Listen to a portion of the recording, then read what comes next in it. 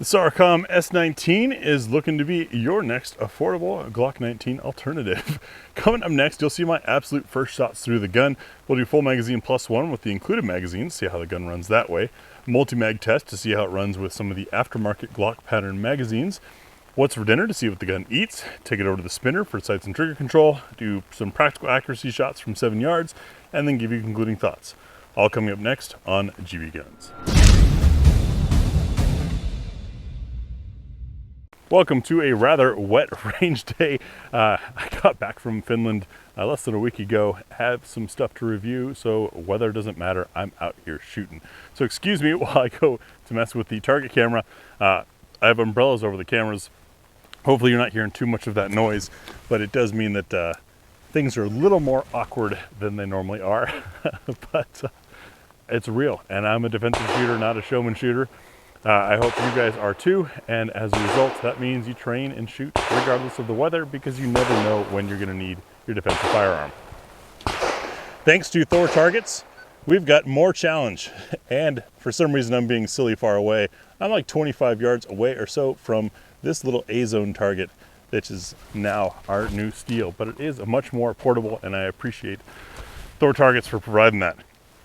We've got some MagTech 115 grain for the first 10 shots of this. If you guys saw the tabletop, you know that there's potentially a little bit of hang up of this going into battery. Seems like there's some internal friction. I suspect it's the Cerakote just kind of gumming up the rails a little bit. That happens with Cerakote. I put some lube on it, and if this doesn't work, I'm either gonna force through a whole lot of MagTech, or I'll find something spicier, like I had to do with that Gearson a while back. So first 10 shots. I like that the included magazine has a pinky rest and a nice kind of heel of your palm rest on it as well. So it's pretty comfortable to hold. How do we do? No in-battery issues, and A-zone steel at 25 yards on the first shot. Not bad.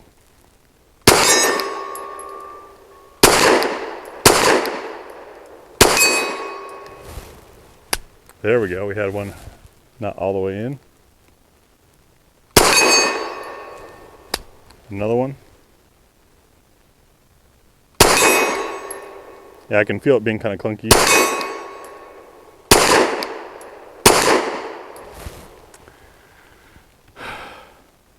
Aside from it not going in a battery, which we'll see if we can work our way through, that was really surprisingly comfortable to shoot. When I first picked this thing up at the shop, I noticed how light it was, and if you guys have been shooting many pistols, you've probably learned that the lighter a gun is, the more recoil your wrist gets to absorb. But I'm not feeling that with this. It feels pretty good. Of course, maybe it's that extra friction absorbing some of it. Now doing full magazine plus one with the factory included magazines. I did have to really give a push to seat that mag on a full setup. This is a test of the mags and the guns when fully stuffed. Since we've already got some friction here, we might have an issue. We'll see. I'm going to just dump into the berm to try to maybe break this in a little bit faster. Plus it's fun.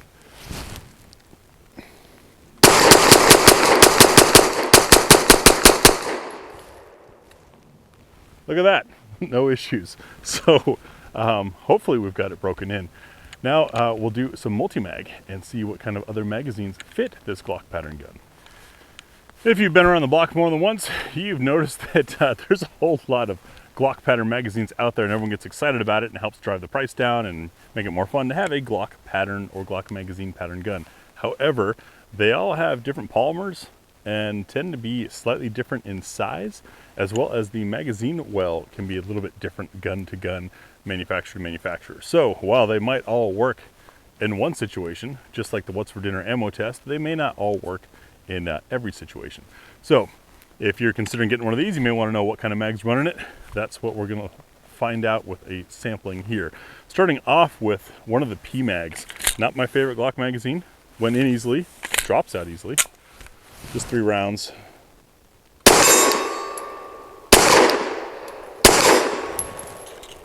No troubles there. That's a good one. Next is an Ulti mag. That went in easily. but will require assistance to get out. I've noticed these Ultimags are a little bit fat and sometimes won't even go into guns, but goes into the Saricam nicely.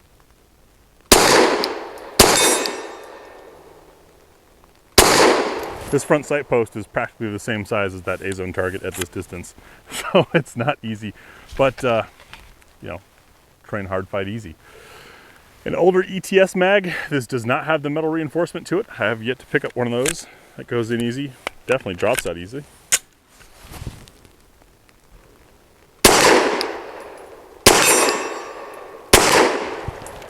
No issues with the older ETS. I think those are being sold pretty cheap these days. An X-Tar mag, now this is a longer 18 rounder, but I included it because these can be very, very inexpensive if you buy them in packs. A little bit of friction on the way in, and it almost didn't want to hit the mag catch, and definitely friction on the way out. So not ideal there. Come on.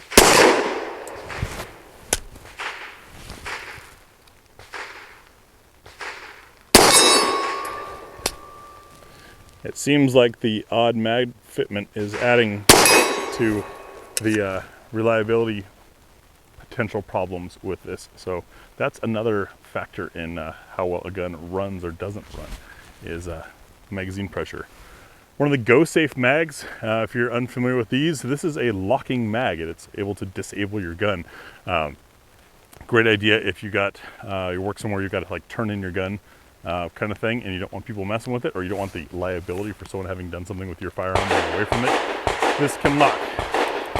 Got an article on it at the over at my site. It did require an extra tap to get it to seat.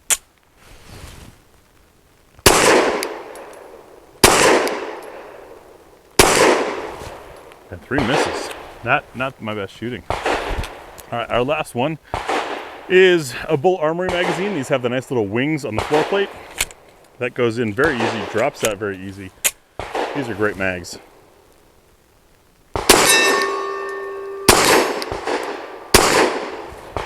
Nice. All right, so now we know which mags will run, so we can head over to see what the gun will eat in What's for Dinner.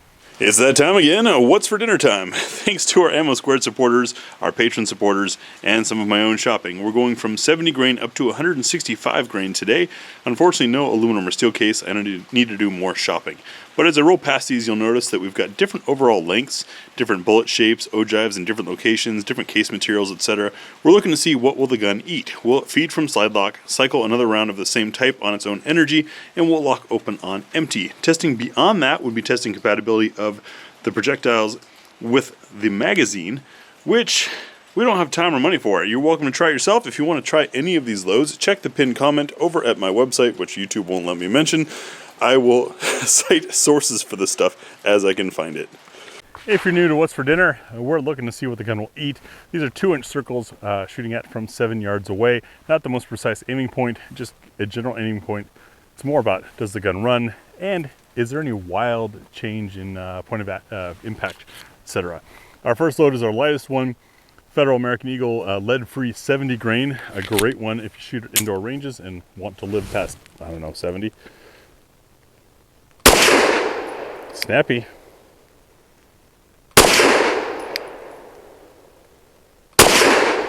And definitely hit higher than I was expecting. That was interesting.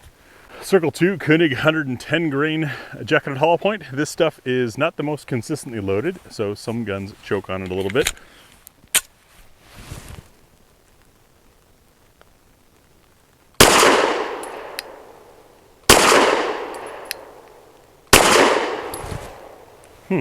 Still hitting a little high. No issues cycling though. Circle 3, Hornady American Gunner, the Hag, 115 grain jacketed hollow point. By the way, I am cycling through all the mags that we've previously demonstrated to work in this gun. If we have a feed issue, I will swap back to the factory included magazines. However, in theory, the multi-mag test should tell us that all these will be fine, but things can be different from gun to gun.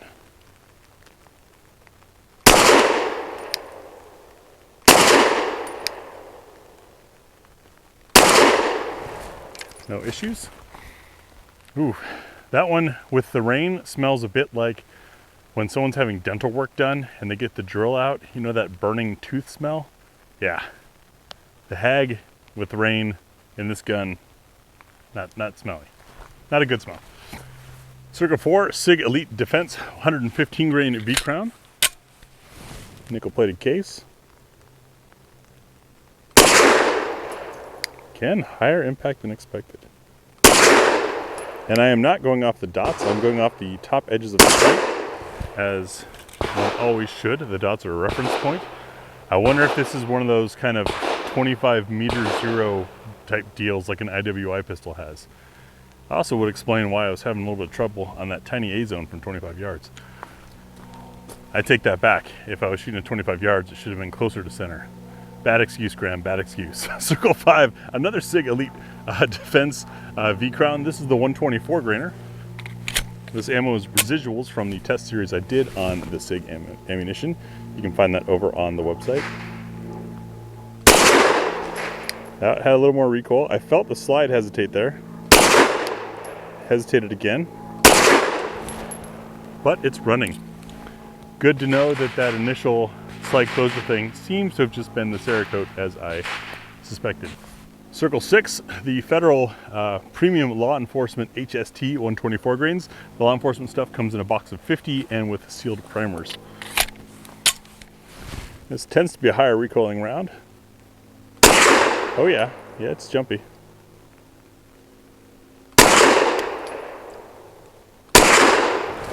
But very controllable. That's the ulti mag. This mag doesn't like to drop free in basically any gun. Circle 7, the Federal Premium PCC load 130 grain. Now it's important to note this is not necessarily intended for handguns. However, I like the 130 grain to add to what's for dinner. This is loaded to burn a little slower to get more use out of a longer barrel, since a 16-inch PCC is actually well beyond the length that 9mm starts to actually slow down in a barrel. That's right, a 16-inch 9mm is weaker than a shorter length.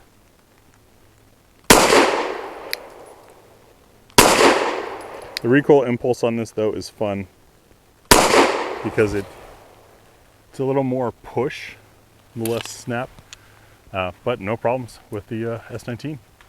Circle 8, we're back to SIG V-Crown Elite Defense, 147 grain this time.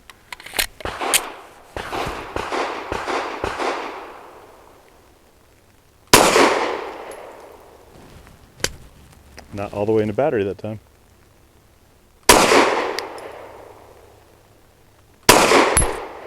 But grouped nicely. If you guys are readers of the Depot, you know that in my tests I demonstrated that this 147 grain SIG is actually weaker than the 124 and 115. You have less energy, which could be part of it not wanting to go into battery that time. Circle 9, thanks to our Ammo Squared supporters, is some Fiocchi Defense Dynamics 147 grain hollow point.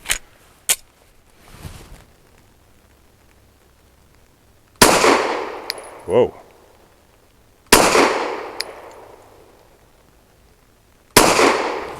So was that me or was that budget ammo? It's probably me, but the gun ran. Circle 10, the Ammo Inc. Stolf. 165 grain, a long, heavy bullet meant for suppressor use. Super great in suppressed things, but I like throwing it in what's for dinner. And it also tends to be a very soft shooter.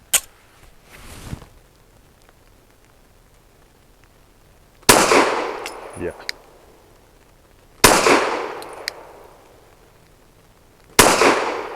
It's interesting, as I was my sights were more buried down than anything else, but I still hit the top of that circle, but it ran, so our potential trouble gun has eaten everything so far. Now let's take over the spinner for sights and trigger control. That is a 6-inch spinner target. We're back here about 15 yards away, a little farther than normal because I don't want to stand in a puddle. Anyways, I like using this to judge sights and trigger control because it's a small target at distance, and as I hit it, it starts to move. The better it's hit, the faster it moves, the more important timing a well-placed shot becomes. Excellent assessment of sights and trigger control. Can't paint it, sorry guys. With this amount of rain, the paint would just do nothing but make the interior of my car a mess when I went to go home. I have 8 rounds of that same Fiocchi. See how we do with the S-19.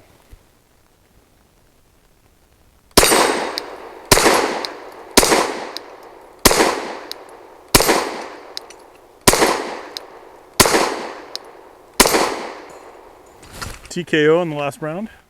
As you guys saw in the tabletop, I found this trigger to be quite excellent. It is appropriate for carry weight. It's not a super light trigger. It's not a short travel trigger either. However, it's got a very crisp crunch of a break to it. If anything, there's maybe a chance that you're going to throw your shot by applying too much weight to the trigger.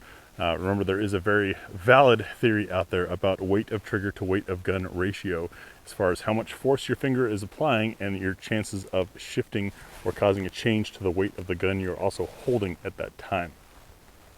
That was not my best performance on there, but it felt pretty easy, and I felt fairly confident with this gun. So no complaints about the trigger. The sights, I'm really curious about that hitting off height thing. However, on a gun this affordable and taking Glock pattern sights, of which there are thousands out there for very affordable prices, I'll take it. You know, you can, there's some companies out there making great sights that are very affordable, that you could swap onto this and still have something better than your factory Glock. Now back to the paper for sight, or for practical accuracy. Practical accuracy is 5 shots from 7 yards. Is it mechanical accuracy? No. It's how well can a reasonably skilled shooter do with the thing. It's also my chance to collect my thoughts before giving you the aftershot thoughts at the end here. 5 rounds of that Fiocchi, 7 yards. The left circle square. That square, if you're wondering, is 1 inch, which tends to be about the same size as the front sight post. It makes for an excellent, precise aiming point. I am going to ignore what I've learned about the hitting it high and just run the sights as they are, and we'll see where the point of impact is. That'll also help us kind of assess the sight situation here.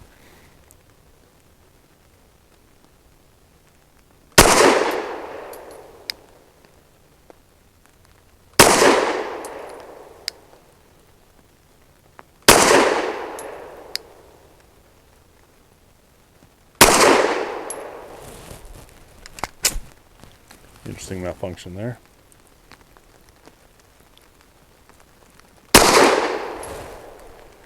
Not my best shooting by far.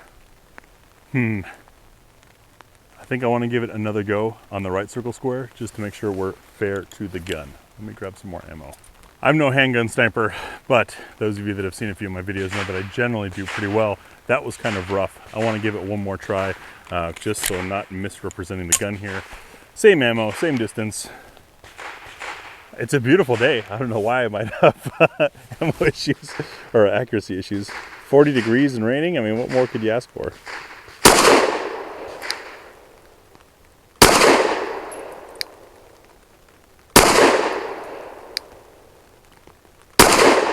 Through that one, I felt it. There we go. That's a little bit more of a gram group. It's not the gun, it's the shooter. After shots on the Saricam S-19. Tell you, I'll review anything and I'll give anything and everything a fair shake. I don't care where it's from, what it costs. That's why you guys are here, and it's also why this gun was sent to me. I knew nothing about it, just had an opportunity and said, sure, I'll give it a whirl. I was a little concerned when I first picked it up. It's lightweight. There was that gumminess in the action. It still seems like it's maybe not 100% worked through, but functionally it didn't cause any problems out here. In fact, let's give one more try. That was never an issue, but if I do like a short stroke, oh, now it's closing. All right. Yeah, so it must have just been a little bit of Cerakote gumming up the action, even though Cerakote's said to sometimes be like a lubricant film. No, not quite. But I had my concerns, especially the price point. You know, corners have to be cut to make such a low price point. But I think we've proven that the gun is a pretty good gun. If you're willing to do your part and maybe have to break it in a little bit, it's not a mechanical fit issue. As far as I know, it's just that darn Cerakote. It was very comfortable to shoot. The trigger is excellent, better than a factory Glock. You're getting steel sights. You're getting reduced slide mass with those holes there, and with reduced slide mass becomes reduced recoil and a better shooting experience than having a big old heavy slide. To a point. There's an extreme here. But overall, pretty good. If someone needed an affordable pistol and they said, this is all that I can afford, and I can, I can pick up one of these. I would of course want to go to the range with them and help them, but I wouldn't shy away from the Saricam S-19. I think it's pretty good, and yet another demonstration that some guns out there are just way overpriced, because this thing is pretty affordable. If you're curious about this and want to learn more about it, as well as see a little bit of a deeper dive, check the pinned comment over at my website, which YouTube forbids me to talk about. That's where the full review will be, as always. If you're watching this on Rumble, thank you. I have begun the migration to Rumble. Got tired of YouTube. As some of you may be aware, YouTube attacked me while I was on a trip overseas. I woke up in the morning to 60 of my videos having been deleted. The appeal process took longer than it did for me to get the email of the appeal being rejected. And in fact, equals reject was in the URL of the appeal. So it's pretty clear to me that YouTube is just on a rampage to suppress knowledge and prevent people from knowing how to defend themselves against all enemies. You know what I mean? So I'm uploading more to Rumble now, and we'll continue there. And as long as I can afford it, I will continue to publish on my own website where I control the content, as well as who gets to see it. So thank you guys for watching. I hope you have a wonderful day. It's a beautiful day here in Northwest Oregon. See you in the next video.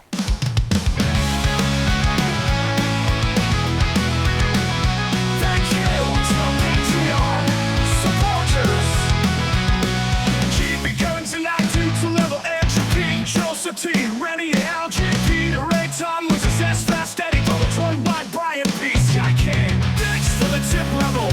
David P. Kratos, the Gunslayer, Andrew B. Lee H. Christopher J. J. S. Foreign H. Grifos, Jeff, for Michael W. Thank you. Joseph T. Ryan Panu, David G. Oakley, Tuba, Fair, Robert B. Ohio, Trump, Steve, Bristol County, Journal, Rich.